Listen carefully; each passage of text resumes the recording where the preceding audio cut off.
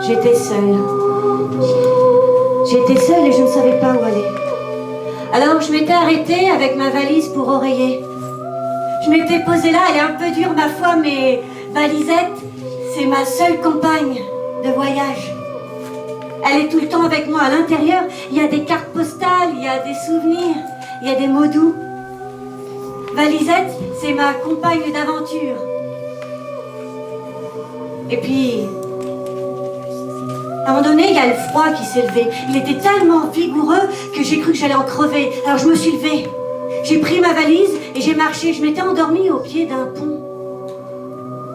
Il y avait un brouillard immense, un brouillard à couper au couteau. Alors j'ai sorti mon couteau et j'ai commencé à ouvrir le brouillard d'une main. Ah, est-ce que de l'autre, il y avait la valise? Et j'ai avancé comme ça. Je coupais, je poussais, j'avançais. Je coupais, j'écartais, j'avançais, je coupais, À un moment donné, en haut de la côte, j'ai compris que j'avais passé le pont. Et dans la descente, à un moment donné, le brouillard était un peu plus dur. Alors, j'ai coupé plus fort et...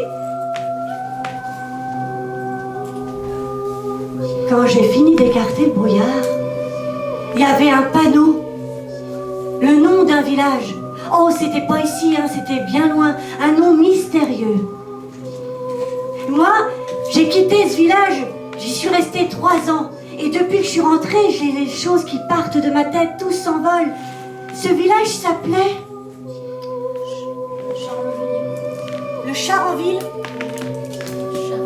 Le Charenville. Oui, c'était tout à fait ça.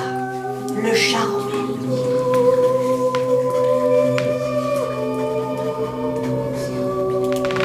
Et le Charenville avait une particularité.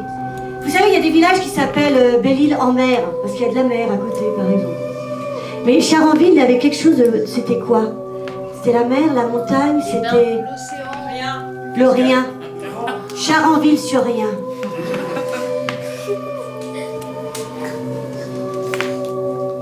Charenville-sur-Rien. C'était un village qui n'était pas commun à tous les villages. On disait que c'était un village... Vous savez, où il y en a qui dansent, il y en a qui chantent. C'est le village qui siffle. Qui siffle. Charenville-sur-Rien, le village qui siffle.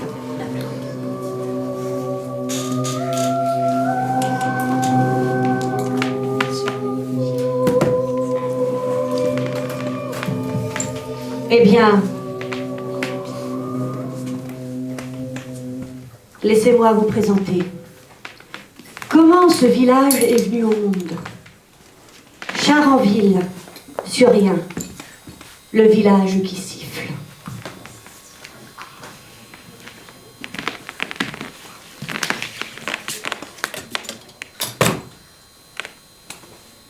Ça s'est passé il y a bien des années.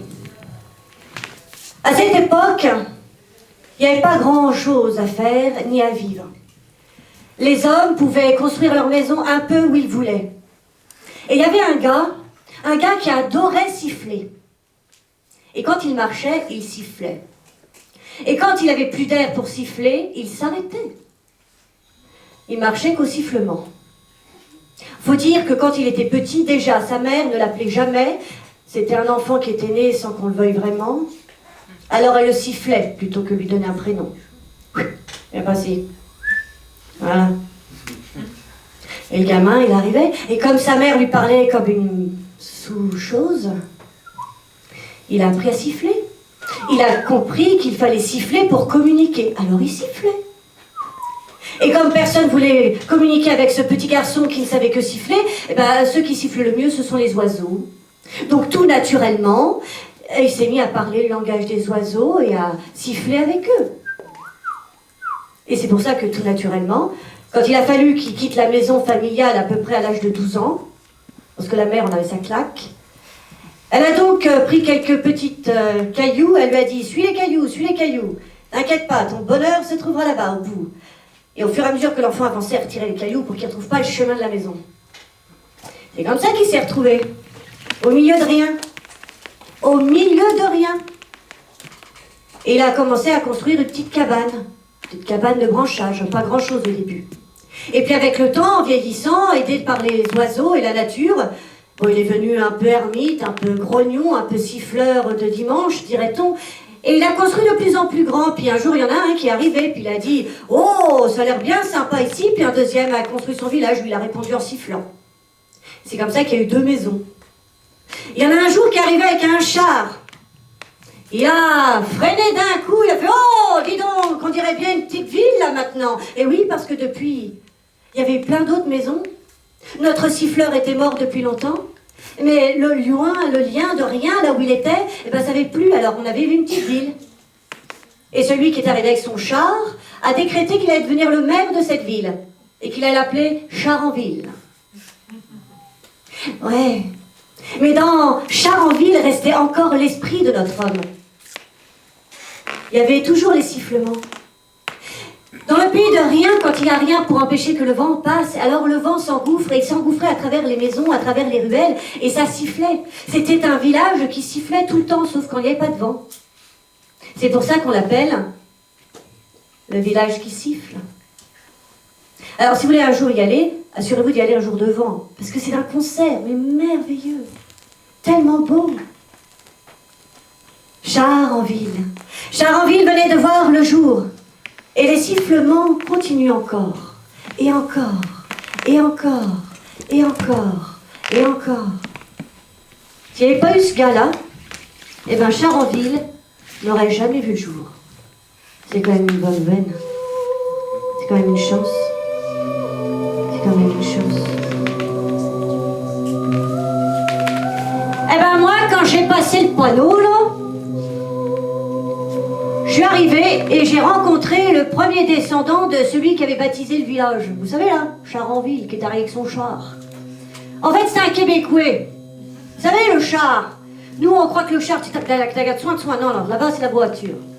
C'est une voiture à manivelle, comme ça, paraît-il. Et de génération en génération, tout le monde est devenu maire là-dedans, enfin, du moins de cette famille-là. Et d'ailleurs, quand j'ai passé le panneau, à un moment donné, on a tapé sur mon épaule. Je me suis bien demandé qui c'est qui me tapait sur l'épaule. Je me suis retournée. Et là, face à moi, il y avait une espèce de bonhomme qui avait un nom qui ressemblait un peu à un nom d'oiseau. Le rossignol. Rossignol. Et son prénom? Pivert. Jean-Michel. Pivert? Pivert. Ah, Pivert. Jean-Michel. Pivert Rossignol.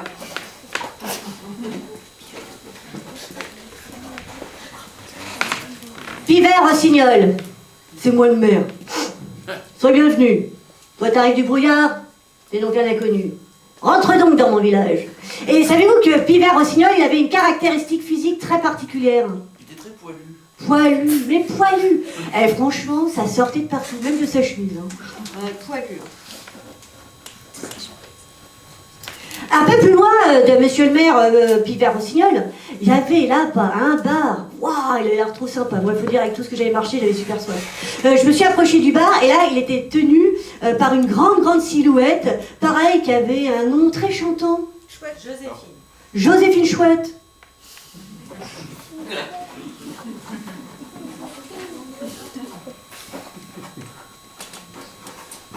Et Joséphine Chouette, elle avait un secret. Elle jouait de l'harmonica. Oh, ouais. Harmonica.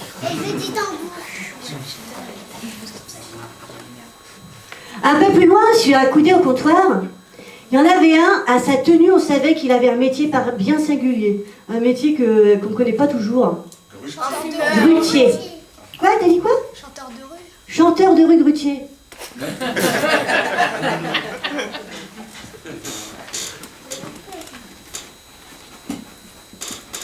Et il s'appelait comment, ou elle s'appelait comment? Charlot. Achille. Attends, tu dis quoi, ma belle? Jean-Mi-Flûte. Jean-Mi-Flûte. Jean-Mi-Flûte. Jean-Mi pour les intimes.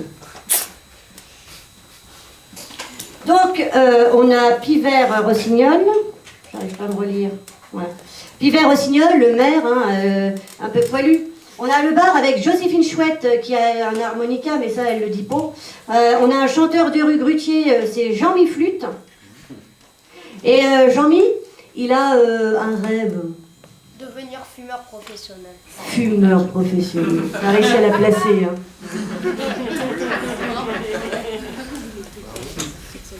Fumeur pro. Il nous en manquerait juste un.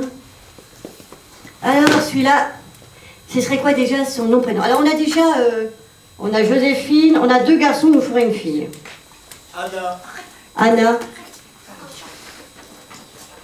Anna comment? La fleur des champs.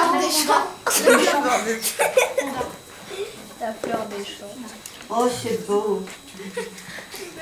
Ah oui, c'est pas mal. Et alors Anna, elle aurait quoi? Qu'est-ce qu'on pourrait lui mettre de particulier, Anna? Elle est chauve. Elle est chauve. Bon, eh ben laissez-moi vous présenter les personnages principaux de ce village que j'ai rencontré quand j'y étais. Il y avait Pivert Rossignol, maire. Oh là, qu'est-ce qui était poilu, je vous raconte pas. Je suis pas allée vérifier, mais je suis sûre que c'était partout. Il y avait Joséphine Chouette. Elle méritait bien son nom, hein, parce qu'elle était chouette, elle tenait un bar super sympa. Elle a un secret, elle joue de l'harmonica. Mais on verra plus tard si ça nous sert. On a le chanteur de rue, Grutier. Il s'appelle Jean-Mi, Monsieur Flûte. Il rêve de devenir fumeur professionnel. Et enfin, on a Anna Deschamps qui est chauve, la pauvre. On ne sait pas trop ce qu'elle fait. Mais en tout cas, moi, je vais vous présenter un peu tous ces personnages.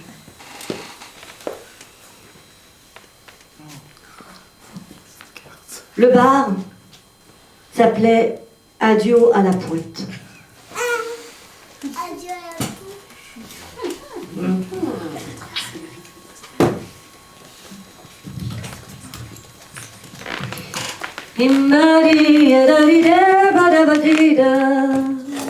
Reconnaît.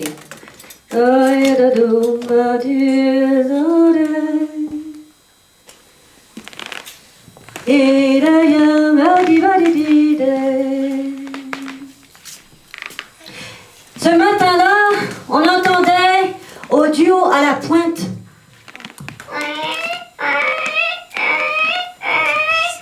le rideau de fer qui s'ouvrait. C'était pas n'importe qui l'ouvrait. C'était Joséphine Chouette. Joséphine Chouette ouvrait son bar tous les jours à la même heure. Et elle faisait exprès de ne pas réparer son volet électrique métallique pour que tous les voisins puissent bien entendre qu'elle se lève, elle, tôt. Et elle aime ça. Et elle entend pester dans les fenêtres à côté. Oh, c'est pas fini. Et quand est-ce que monsieur le maire fera quelque chose? Ah, ce Rossignol, il chante, il chote. Mais quand est-ce qu'il fera vraiment son rôle de maire? De toute façon, la politique, c'est plus que... Chut. C'est sa femme qui vient de le faire taire.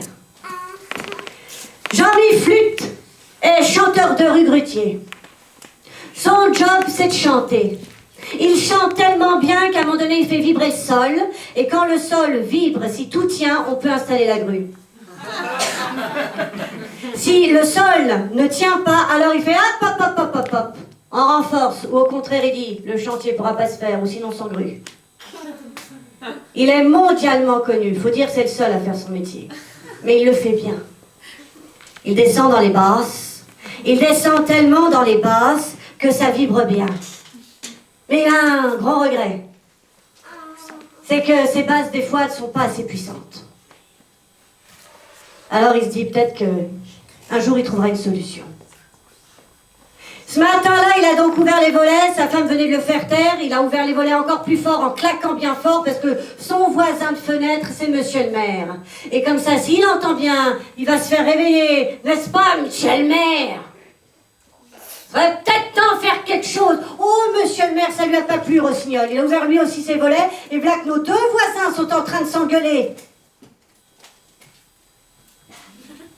On s'excite, là, madame. C'est exactement ce qui se passe, l'excitation entre eux. Et ça passe de l'un à l'autre.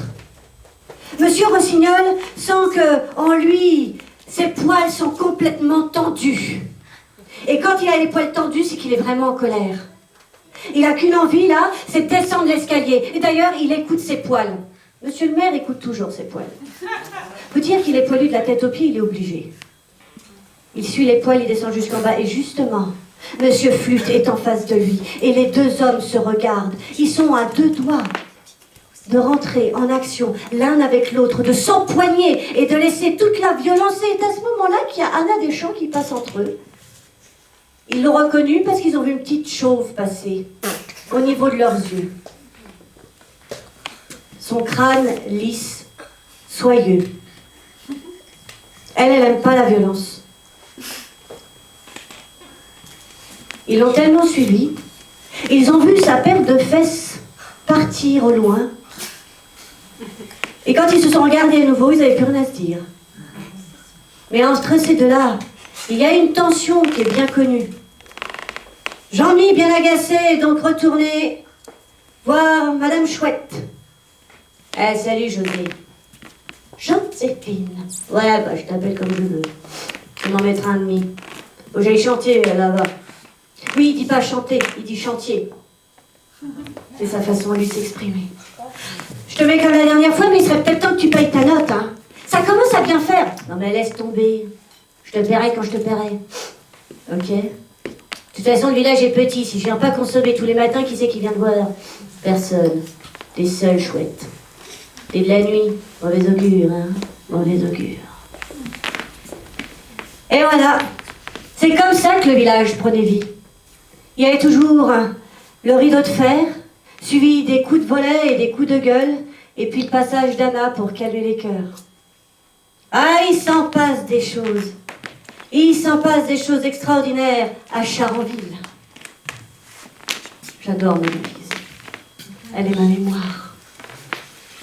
Pour ça qu'elle est tout le temps avec moi.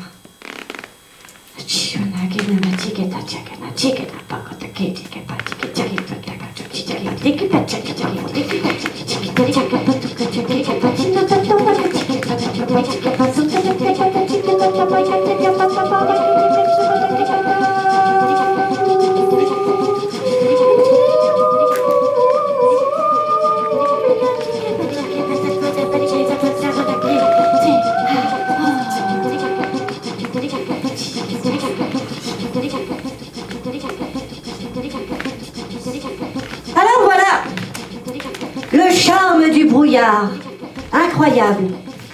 Quelqu'un ne savait pas que j'allais arriver dans le brouillard, il l'a tout de suite senti. On est vraiment connectés. Hein. Le charme du brouillard, c'est le nom de la rue principale. Et c'est justement là que Anna habite. Anna habite au 72 rue Charme du Brouillard. Elle habite une toute petite maison typique de ce village, une maison à un étage, avec un petit toit de chaume qui n'est plus très en chaume, à force que les oiseaux viennent le chercher un petit brindille par petite brindille pour faire son nid. Anna, elle a la même maison que sa tête, une maison qui est en train de perdre ses cheveux. Ah non, il y a longtemps, Anna, en fait, elle avait tous ses cheveux, elle n'était pas comme aujourd'hui, toute chauve. Et sa maison, à une époque, avait aussi toute sa chaume. C'est une belle maison blanche, à la chaux. Elle est classée A, en isolation thermique. On y est bien l'hiver, on y est bien l'été. Et Anna, avec sa grande chevelure devant son miroir, s'admire. Elle sait qu'elle est la plus belle, la plus grande, la plus majestueuse, la plus... Wouhou, popidoua. Et d'ailleurs, elle sait qu'elle est tellement belle que quand elle va voir les gens, elle les insulte gratuitement. T'es moche. Truc. Puis la gueule. Oh, et ce qu'elle adore surtout, c'est de voir une petite blonde passer, une jolie fille, qui a la chance d'avoir un papa et une maman qui l'aiment tellement, qui lui disent « Tu es tellement belle, ma louloute, on est tellement fiers de toi. Oh oui, mon petit cœur d'amour. Ah là là », ce qui fait que ça fait une fille équilibrée. Et ça, Anna, elle adore. Elle la repère. Et quand la fille est bien mûre, ah, t'es peut-être belle, mais t'es moche à l'intérieur.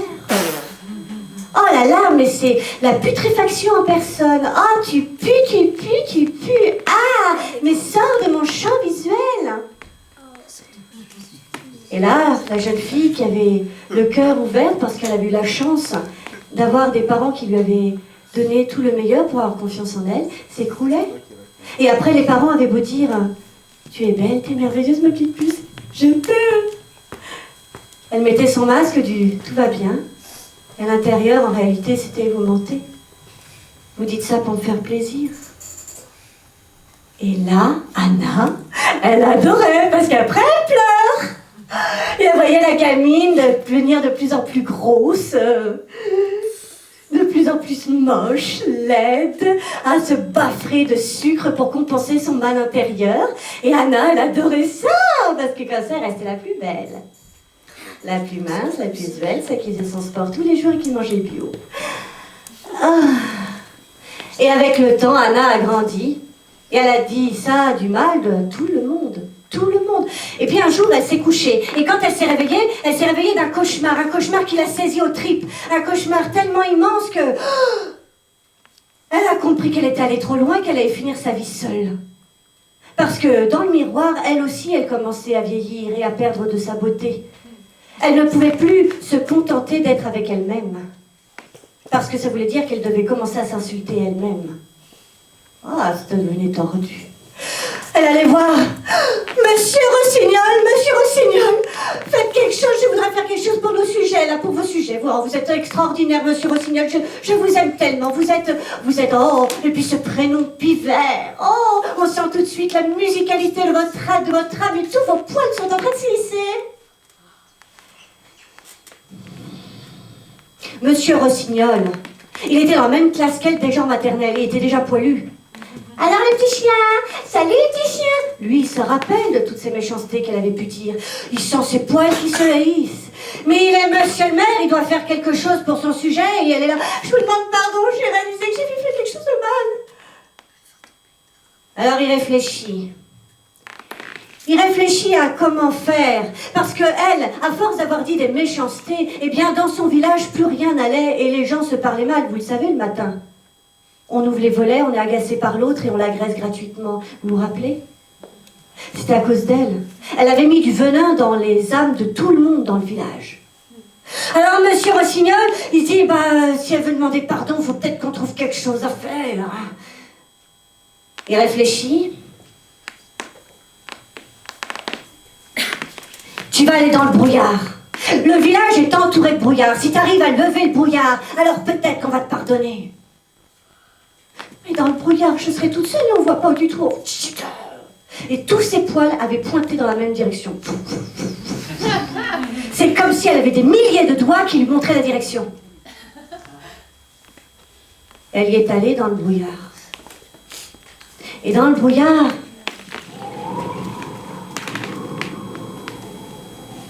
elle s'est retrouvée soudainement toute seule avec elle-même et sans miroir. Elle a regardé à l'intérieur de son corps et c'était vraiment pas beau à voir. Et là-dessus, elle a senti son cœur se mettre à battre. C'était la peur. La peur de mourir, la peur d'être seule et de se voir telle qu'elle était. Alors elle a pris plein de petits bouts de brouillard et elle a commencé à l'avaler, pour qu'il n'y ait plus de brouillard, pour aider les autres.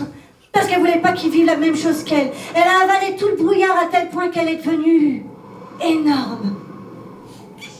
Et quand elle a vu qu'elle était devenue si énorme, elle a voulu appuyer dessus. Elle a appuyé tellement fort que piou, tous les cheveux se sont trouvés éjectés de sa tête. Et elle s'est retrouvée chauve. Entièrement chauve. C'est comme ça qu'elle a perdu ses cheveux. Et ses cheveux ont fait comme un tapis. Et on fait comme un chemin.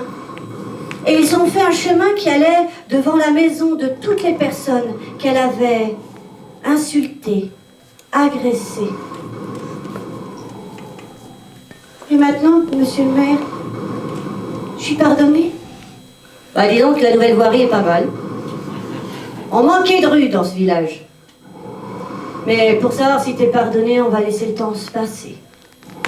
Parce que ce n'est pas dit qu'on pourra tous passer l'éponge. Tu entends, ma petite? Anna est donc rentrée chez elle, rue du Charme du Brouillard. Et sa maison a commencé à se dépioter elle aussi, petit à petit. Alors si un jour vous allez au village là-bas, au Charenville, vous pourrez voir qu'il y a une maison qui n'est pas comme les autres. Une maison À la chaux pour qu'elle soit classée A et qu'il fasse bon dedans en hiver comme en été. Mais au toit de chaume qui ne reste jamais, jamais bien, jamais beau, car les oiseaux viennent chercher de quoi faire leur nuit.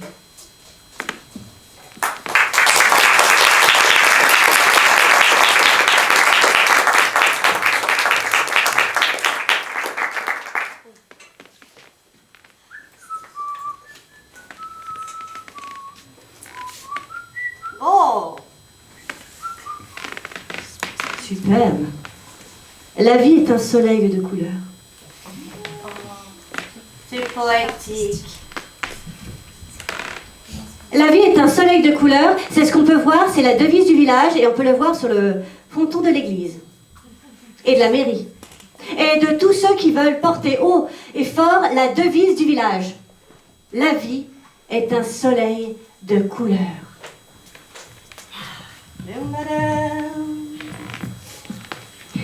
La vie est un soleil de couleurs est venue il y a bien longtemps.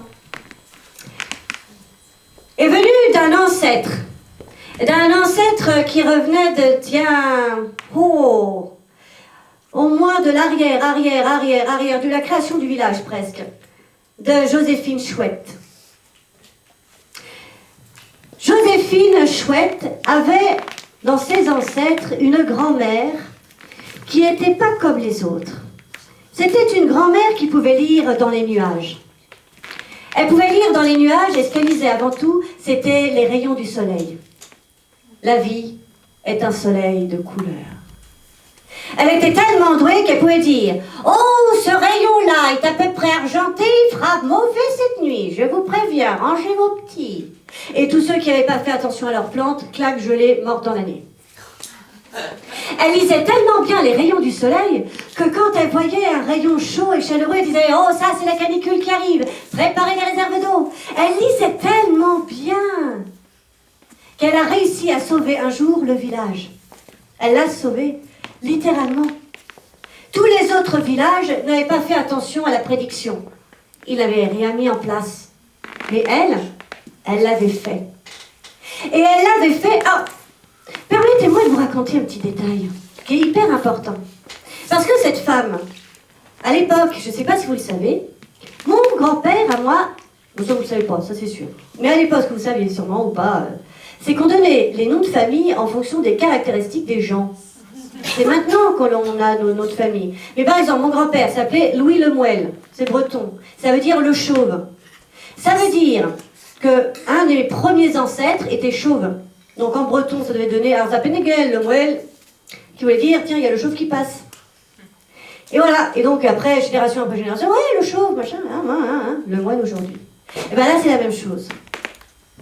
Ce qui était extraordinaire avec cette femme, c'est qu'elle donnait tellement des prédictions qui fonctionnaient, on disait à chaque fois, oh, chouette! Chouette! T'as sauvé le village! Chouette mémé! Et à force de l'appeler chouette, c'est devenu Madame Chouette. Et elle fut d'ailleurs aussi la première cartomancienne divinatoire du monde. Et on venait tous voir Madame Chouette. Madame Chouette par-ci, Madame Chouette par-là. Et un jour, donc, le village, elle avait lu dans les nuages que le rayon avait du mal à passer. Elle avait vu aussi qu'il y avait une grosse masse noire qui était passée devant le soleil. C'est la fin du monde. C'est la fin du monde. Préparez-vous tous, réunissons-nous tous. Et ils s'étaient tous réunis en cercle.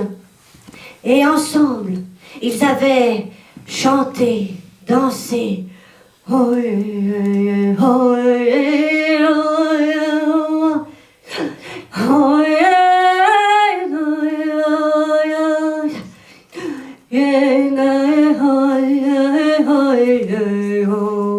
Ils chantaient pour que le soleil revienne.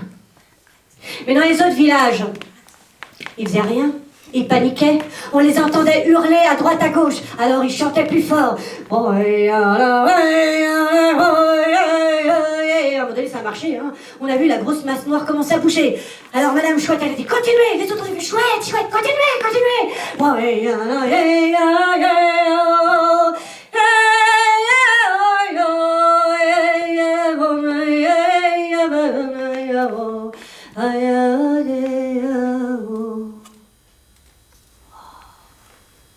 ils en étaient persuadés, c'est elle qui avait sauvé le village.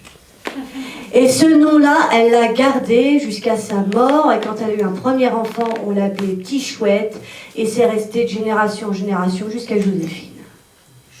Par contre, Joséphine, ça fait bien longtemps qu'elle n'est plus dans la cartographie et compagnie. Non, non, elle est dans la carte des Noëls. Comme quoi, les histoires familiales durent toujours, génération après génération.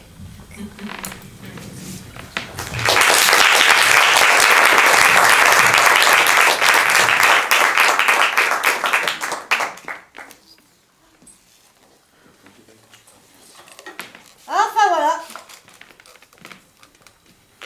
Et moi, je suis restée 3 ans dans ce village. Ah, c'était sympa. Je m'y suis bien habituée, hein. J'ai bien été accueillie. Et puis, toutes ces personnalités, hautes en couleurs. Oh, la Joséphine. Oh, la Joséphine. Elle avait ce petit truc. Sa grand-mère, on disait qu'elle était chouette. La Joséphine aussi, elle avait quelque chose de particulier, la Joséphine.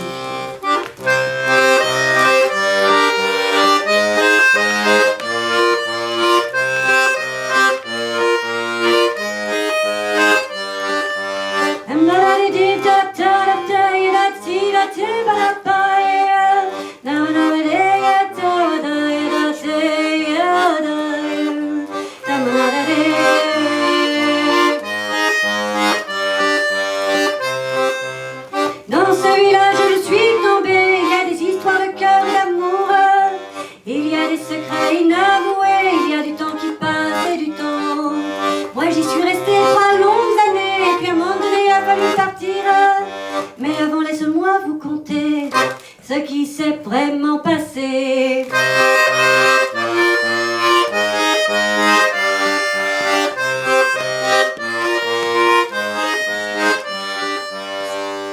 Il y a des noms d'oiseaux qui se perdent, il y a des gifles, il y a des méchants qui ont perdu leurs cheveux à vouloir résoudre les problèmes des vieux.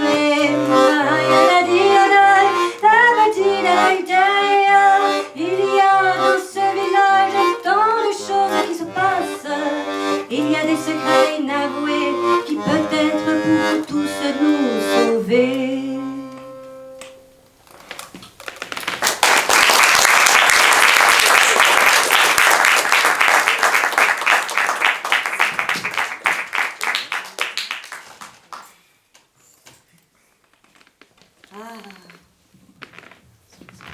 Je voudrais effacer aucun de vos messages. Le baiser de l'étoile filante. Alors là, c'est pas mon nom, c'est ça. Mais ça, j'ai mis mon crâne. Là, parce que j'avais besoin de vous à nouveau. Parce que dans ce village, on a une langue. Vous savez, il y a le patois. Il y a le pamois, il y a le patois. Il y a le gallo. Il y a les langues un peu comme ça. Et dans ce village-là, on a une langue particulière. Elle est assez chantante et un peu colorée. Le charoyo? Le charoyo. Oui, c'est ça, le charoyo. Le charoyo. Charoyo. Voilà, le charoyo. Le charoyo qui se parle très très bien. D'ailleurs, ils ont une spécialité culinaire aussi là-bas. La cargolade. La cargolane. Ah, la cargolane.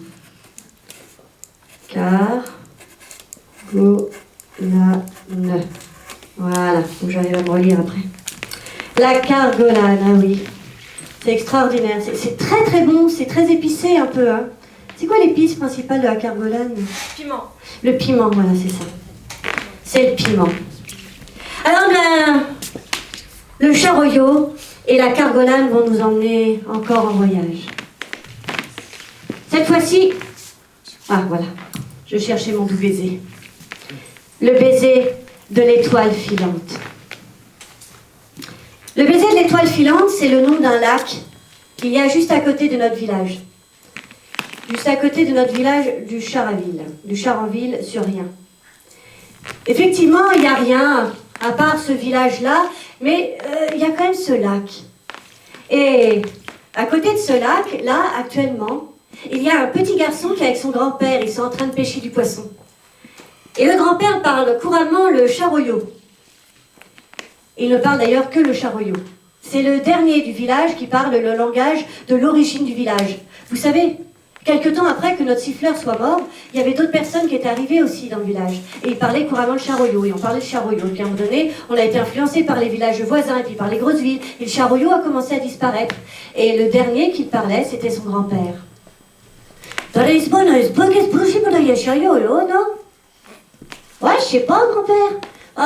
Tu l'as mis où la canne à pêche? Oh non! Non, je vais le chercher. Et puis le petit gars, il était allé chercher, et puis il avait commencé à préparer la canne à pêche, et pendant ce temps-là, le grand-père, il pêchait, il attendait, et puis il attendait que ça morde. Et puis, à force d'attendre que ça morde, le ciel était devenu noir. Ah oui, grand-père, raconte-moi. Et le grand-père lui racontait à nouveau comment il avait rencontré sa grand-mère, comment il s'était aimé. C'était un homme très romantique, tout en attendant que ça morde. Et puis il disait surtout, hein? Oui, je te promets, grand-père, je continuerai à parler charoyo. Oui, grand-père, ça ne mourra pas avec moi.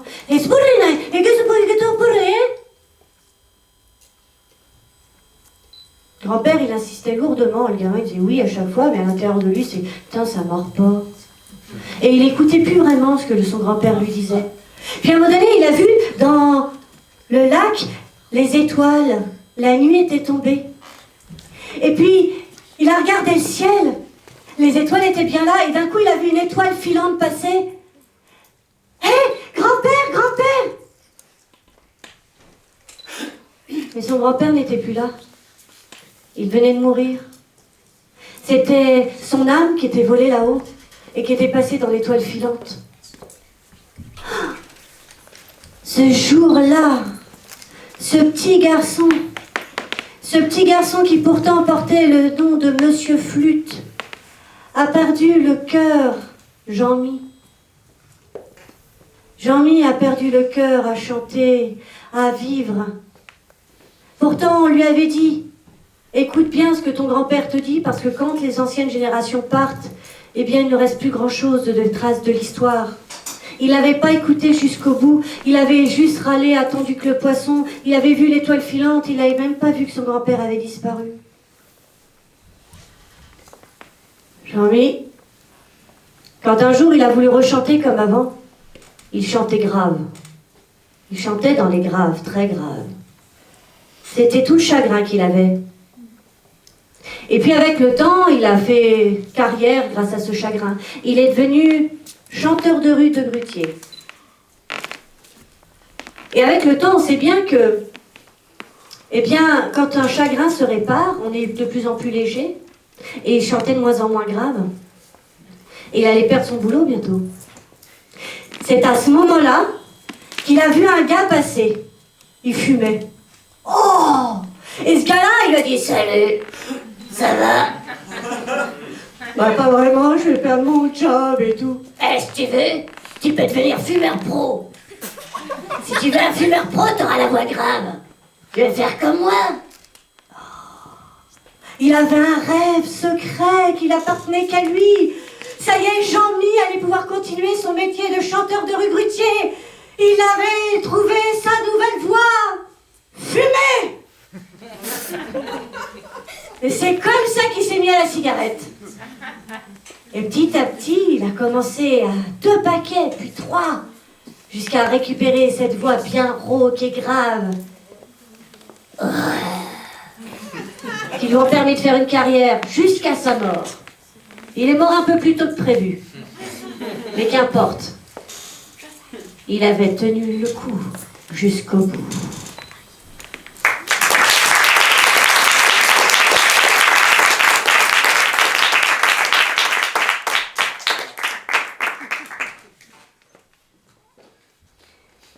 Levé d'un arc-en-ciel épanoui. Oh, j'aime tout ce que vous racontez. Levé d'un arc-en-ciel épanoui. Alors on en est qu'on a quitté le village avec un sacré bordel à l'intérieur. Les gens se parlent toujours pas mieux, hein. On est ravis que Jean-Mi ait découvert son cancer de la gorge pour pouvoir finir son métier. Mais ça ne fait pas avancer les choses. On sait qu'il y a eu des cheveux qui se sont mis, qui ont fait un joli chemin. Hop. Là. Et là, dans ma valise, il y a ce livre que l'on m'a offert. Il y a aussi des cartes et des mots doux que je utiliserai tout à l'heure. Et puis, on a parlé de Joséphine, qui est devenue chouette par sa grand-mère. On a parlé de Jean-Mi. On n'a pas beaucoup parlé de Monsieur Rossignol. Et Monsieur Rossignol, un jour, il m'a dit « Toi l'étranger qui est arrivé du brouillard, viens voir. »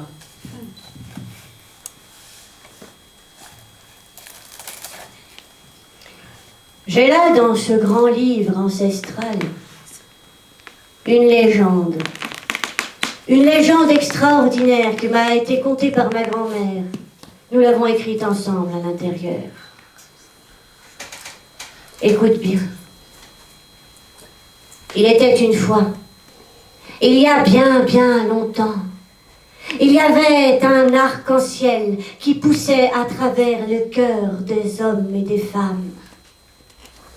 Cet arc-en-ciel était tellement puissant que quand il déployait ses ailes, les hommes et les femmes qui osaient l'emprunter pouvaient monter jusqu'à leur firmament et de l'autre côté trouver l'apaisement. Cet arc-en-ciel ne pouvait se lever que si un cœur pur osait s'affirmer. C'est ainsi que l'arc-en-ciel épanoui pouvait réveiller tout un peuple entier. Ma grand-mère me racontait cette histoire. Je ne l'ai jamais bien comprise. Moi, tout ce que je sais, c'est que j'ai trop de poils. Je l'ai cherché, l'arc-en-ciel. Je l'ai provoqué. Ça m'a fait pousser encore plus de poils. C'est de la connerie, tout ça. Moi, j'y crois plus.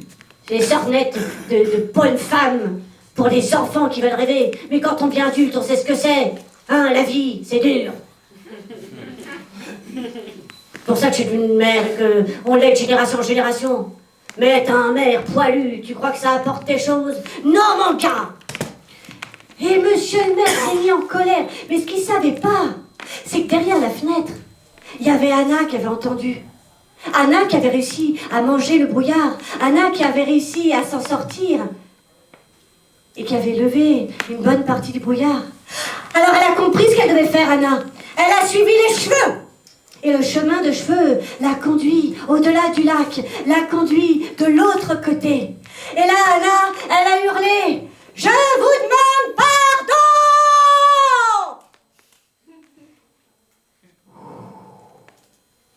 Et de son cœur est sorti son arc-en-ciel. Parce qu'elle avait mangé tous ses bouts de colère et tous ses bouts de haine. Vous savez, quand elle avait mangé ses peurs dans le brouillard. Et là, elle disait un vrai pardon. Un pardon qui venait des tripes, un pardon qui venait du plus profond. Il y a son cœur qui s'est ouvert et l'arc-en-ciel. Il a suivi le chemin de cheveux et il est allé toquer dans les cœurs de tous les membres du village. Ils ont vu un arc-en-ciel arriver là et eux-mêmes ont senti leur peur diminuer, ils ont senti leur cœur s'ouvrir. On a vu les volets s'ouvrir avec prudence et respect. On a vu notre Joséphine qui a commencé à mettre de l'huile. Et son rideau s'ouvrir dans le silence. Ils sont tous sortis. Il y a même le gros fumeur avec la voix rauque, Jean-Mi, qui est allé voir le maire et qui l'a serré dans les bras. Et le maire, on lui avait jamais fait de câlin parce que soi-disant qu'il puait trop avec ses poils. Et là, d'avoir reçu ce câlin-là, les dernières chaînes qu'il avait aux pieds et aux bras ont lâché. Et quand il a vu Anna sans ses cheveux, il l'a trouvée incroyablement belle. Et elle, quand elle a vu son grizzly, l'a regardé avec des yeux d'amour. Elle l'a trouvé incroyablement beau. Et monsieur le maire a donné le mariage le plus beau qu'il puisse donner, le sien avec Anna. Il y a eu une fête incroyable. On a chanté, on a dansé. Joséphine, maintenant, le matin, Ça fait juste un tout petit bruit, parce que quand même, faut pas abuser les traditions.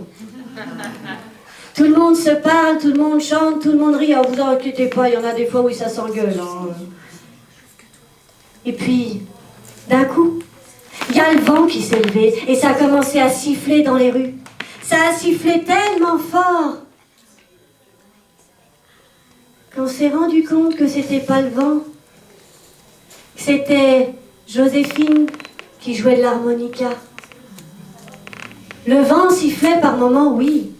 Mais comme elle n'osait pas donner son secret, elle ne jouait de l'harmonica que quand il y avait du vent et comme ça personne ne savait vraiment que c'était elle. Joséphine.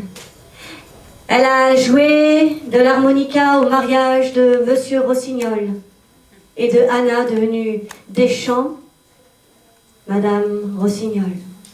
Elle a joué tellement que Jean-Mi l'a accompagnée en chantant.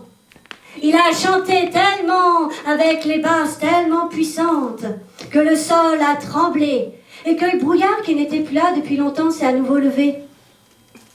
On m'a regardé, on m'a dit « C'est le temps que tu partes, mon petit. » Alors, j'ai repris ma valise. J'ai été obligée de reprendre ma valise parce qu'on m'a dit « Tu sais que le brouillard, maintenant qu'elle l'a bouffé, l'autre là, on ne sait pas quand il se relève et quand est-ce que tu pourras rentrer chez toi. » Moi, j'avais envie de rentrer chez moi, alors ils m'ont écrit des cartes postales.